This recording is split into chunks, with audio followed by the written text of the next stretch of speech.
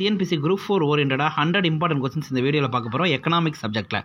Video கொஞ்சம் கூட skip பண்ணாமல் பாருங்கள். 11th 12th economics, taxes and முக்கியமான வருடங்கள், சட்டத்திருத்தங்கள் எல்லாமே இதில் இருக்கும். ஓகேவா? ஸோ நல்லா கவனமாக பாருங்கள்.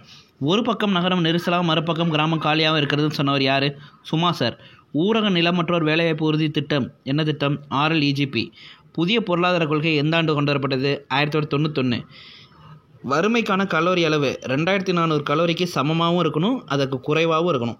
ஸோ 2400. கூற்றுகளில் பார்த்தீங்கன்னா ஃபஸ்ட்டு கூற்று கரெக்டு. உழவர் கடன் அட்டை திட்டம் நபார்டு RBIயால் கொண்டு வரப்பட்டது. விவசாய பொருட்களுக்கான அங்காடி குழு மாநில அரசால் செயல்படுத்தப்படுகிறது. இந்த ஃபஸ்ட்டு கூற்று தேர்டும் கரெக்டு. தேசிய உணவு பாதுகாப்பு திட்டம் கொண்டு வரப்பட்ட ஆண்டு 2013. உழவர் கடன் அட்டை திட்டம் ரொம்ப முக்கியமான திட்டம், கொண்டு வரப்பட்ட ஆண்டு 1998. ஓகே. ஜிஎஸ்டி முதலில் கொண்டு வரப்பட்ட நாடு பிரான்ஸ். வர்த்தகத்தில் இறக்குமதி பொருட்களின் வரிச்சுமையை குறைக்க பரிந்துரைக்கப்பட்ட குழு ராஜா செல்லையா குழு.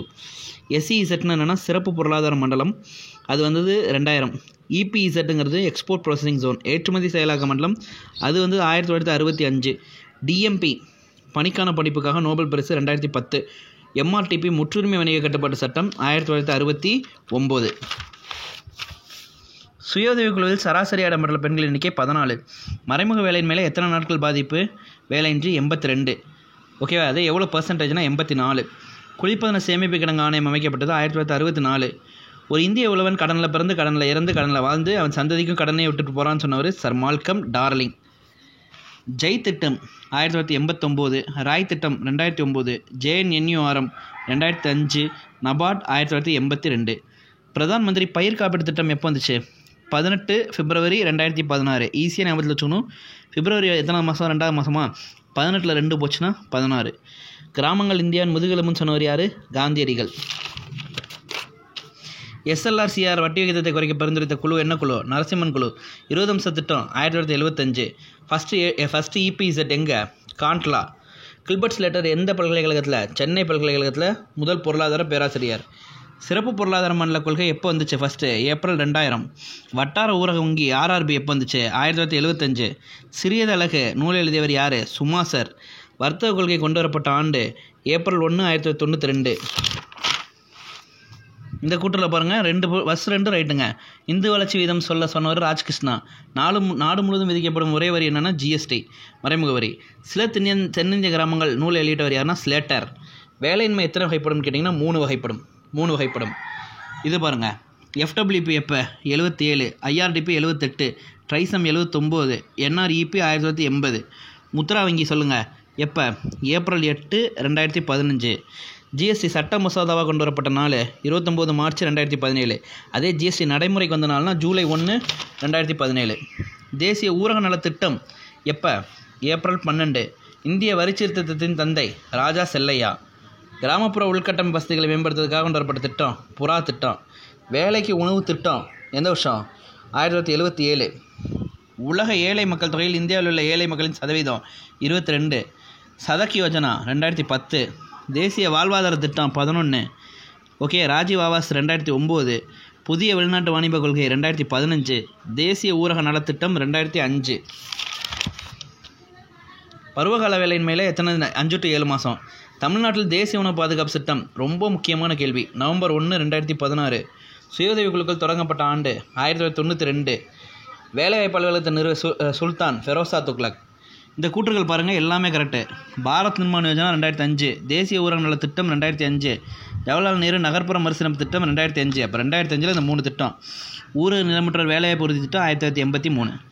LPG எந்த தொழில் கொள்கை? 91. குறைவான வேலையுடைமை என்பது மறைமுக வேலையின்மை. 72-73 வந்து பார்த்திங்கன்னா 4 பத்தாண்டுகளில் வேலைவாய்ப்பு சராசரியாக எத்தனை சதவீதம்? 2%.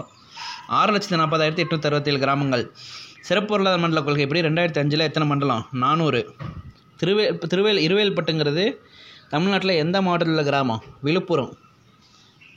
இரட்டை நஞ்சாக்கள் யார் சொன்னார் இந்த கான்செப்ட் பற்றி? சுமா சார். மத்திய வருமான சட்டம் ரொம்ப முக்கியமான கேள்வி. 1963. இந்தியாவில் சாதனை திட்டம் எனப்படுவது செயல்திறன் வரவு செலவு திட்டம். சாலைகள், பாலம் போன்றவற்றின் பராமரிப்பு பணிக்காக விதிக்கப்படும் வரி என்ன வரின்னு கேட்டால் சுங்க வரி. அரசியல் காரணங்களால் தாக்கல் செய்யப்படும் வரவு செலவு திட்டம் நொண்டி வாத்து வரவு செலவு திட்டம். வளங்களை ஒதுக்கி அது எத்தனாவது அட்டவணையில் சேர்க்குறாங்க? 7வது அட்டவணை. 15வது நிதிக்குழுவின் தலைவர் என்.கே. சிங். 16க்கு யார்? அரவிந்த் பனகரியா. செயல்திறன் வரவு செலவு திட்டம் எந்த நாட்டில் அறிமுகப்படுத்தப்பட்டது? அமெரிக்கா. இதில் இந்த மாதிரி ஃபஸ்ட்டு கரெக்டு. வேட் பல்முனை வரி, ஜிஎஸ்டி ஒரு முனை வரி. செகண்ட் ஒன் தப்பு, தேர்ட் ஒன் கரெக்டு. பொதுக்கடன் மூலம் மனித வளங்களை பெருக்குவது காரல் ஷோப். செயல்திறன் வரவு செலவு திட்டம் எப்போனா 1949. மத்திய அரசு விதித்து மாநில அரசு வசூல் செய்வதை பற்றி குறிப்பிடும் சரத்து 268. டக்குன்னு அடிங்க. மாநில அரசு சட்டமன்றத்தில் தாக்கல் செய்கிற பட்ஜெட்டு விதி 202.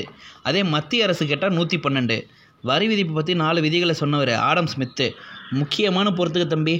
நிதிக்குழு 280. நிதிக்குழுவின் பணி 280 உட்பிரிவு 3. மத்திய மாநில அரசு மானிய உதவி செய்கிறது 275 1. ஓகேவா? மாநில நிதிக்குழு பற்றி சொல்கிறது 243 I. வேட் வரி முதல்ல எந்த மாநிலம்? ஹரியானா. நிதிக்குழுவின் தலைவரை நியமிப்பவர் யார்? குடியரசுத் தலைவர். பூஜ்ய வரவு செலவு திட்டம் பார்த்திங்கன்னா 87 to 88. மறைமுக வரி அல்லாதது எது? வருமான வரி. பொருளாதாரத்தில் ஏற்படும் அனைத்து வீண் செலவுகளும் தவிர்க்கப்படும் விதி உறுதி விதி. மாநில அரசுகளுக்கு இடையான விற்பனையில் மத்திய அரசால் வசூலிக்கப்படும் வரி IGST. விகித வரி விகிதாச்சார வரி விதிப்பு முறைக்கு எடுத்துக்காட்டு நிறுவன வரி. யார் கூற்றுப்படி பொது வருமானம் குறுகிய பரந்த பொருள்? டால்டன். நிதிக்குழு அமைக்கப்பட்ட ஆண்டு 1951.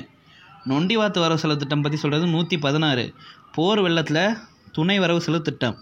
வேட் வரி அறிமுகமான ஆண்டு 2003. மாநில அரசால் விதிக்கப்படும் வரி பொழுதுபோக்கு வரி.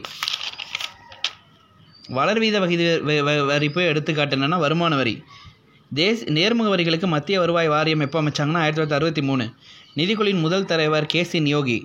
இந்திய அரசாங்கத்தில் எத்தனை அடுக்கு வரி? 3 அடுக்கு. பினாமி பரிவர்த்தனை தடை சட்ட திருத்தம் எந்த வருஷம் வந்ததுன்னா 2016.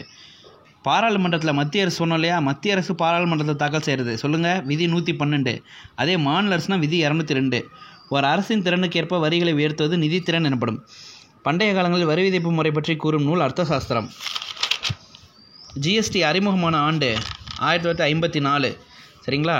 நேர்முக வரி யார் மீது விதிக்கப்பட்டதோ அவர் தான் செலுத்தணும்னு சொன்னவர் ஜேஸ் மில்லின். வருமான வரி அறிமுகமான ஆண்டு 1860. ஆயத்தீர்வு வரி எனப்படுவது கலால் வரி. சுத்தமான பண செயல்பாடு என்பது ஜனவரி 31, 2017. சர் உப்பர் செயல்திறன் வரவு செலவு திட்டம். வரி செலுத்துவோர் பார்த்திங்கன்னா நாம் செலுத்தும் வரியின் மூலம் குறைந்தபட்ச அளவே துன்பப்படுவார். அது என்ன விதி? வசதி விதி. விற்பனை வரி போன்ற மறைமுக வரிகளுக்கு கூடுதலாக விதிக்கப்படும் வரி சுங்க வரி. தமிழ்நாடு மாநில நிதிக்குழுவின் தலைவரை நியமிப்பவர் ஆளுநர். பண மோசடி சட்டம் பார்த்திங்கன்னா 2002. தூய்மை பாரத வரி திட்டம் 15 நவம்பர் 2015. வரி ஏய்ப்பு செய்வதால் எத்தனை வருஷம் ஜெயிலு? 5 வருஷம். நிதிக்குழு எத்தனை வருஷத்துக்கு ஒரு தடவை வருது? 5 வருஷம். ஒரு நாடு ஒரு அங்காடி ஒரு வரிங்கிறது ஜிஎஸ்டி. வருமான வரி யாரால் அறிமுகப்படுத்தப்பட்டது? James Wilson. ரியல் எஸ்டேட் ஒழுங்குமுறை மேம்பாட்டு சட்டம் 2016.